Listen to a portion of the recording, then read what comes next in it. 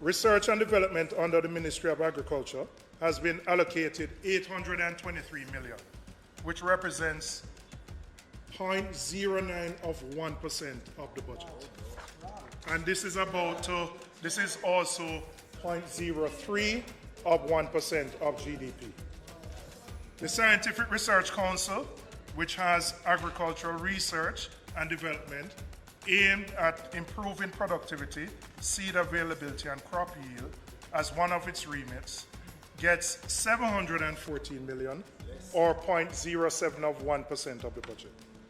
The Agricultural Investment Corporation, which has a mission to facilitate agricultural development for economic advancement and the well-being of the Jamaican people, gets 571 million.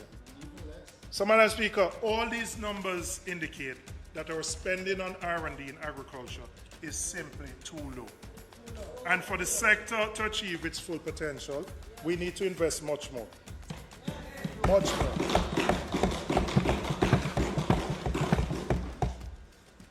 In terms of R&D, we need to research to produce more productive seedlings, which are resistant to disease and the climate variability farmers are experiencing today. You know, the most hurtful thing is when a farmer, without necessarily the technical knowledge, spends his time, resources, planting something, probably without the guidance, only to find out that there is some disease, something which wipes out his crop. And when you wipe out his crop, you wipe out his livelihood. And I don't come to the 2-foot push them yet. But without the R&D, we're doing a disservice to our farmers, because the R&D can guide them as to what to plant, when to plant, to ensure that they can maximize their yields.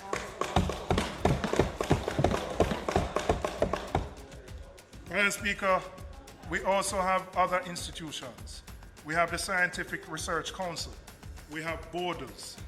These, we need to leverage the work being done by these institutions.